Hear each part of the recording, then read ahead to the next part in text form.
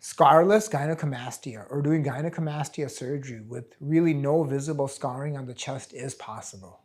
Now, the way I do this approach is a periareolar transaxillary approach.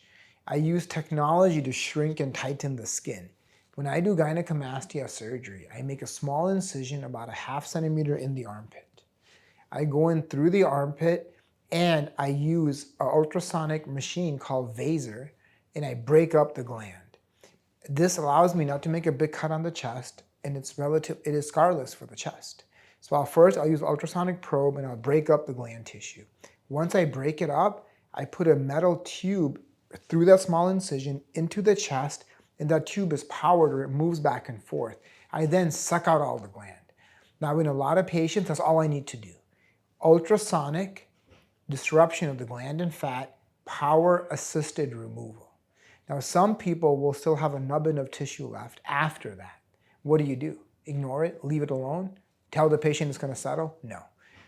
If they have a nubbin that's left, I'll make a very small incision at the junction of areola and skin at this junction here.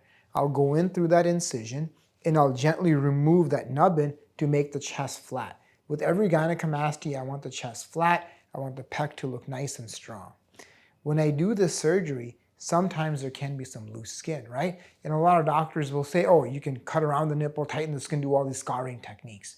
If you have the right technology, you don't need it. So after I do all of that, I then go back in through my armpit incision in somebody with loose skin potential.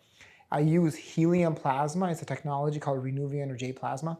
I insert a metal probe through the armpit. I inflate the area with helium. I then heat up the skin to 85 degrees Celsius. It shrinks the skin. It allows me to avoid lumps, bumps, divots, irregularities. It allows me to avoid that big scar in many cases. It allows me to avoid cutting around the areola and causing a circumferential scar. Whenever you cut around the areola, in my opinion, that scar is always noticeable and ends up stretching over time. So by using technology, I can do a scarless gynecomastia surgery, oftentimes just through the armpit through a small incision.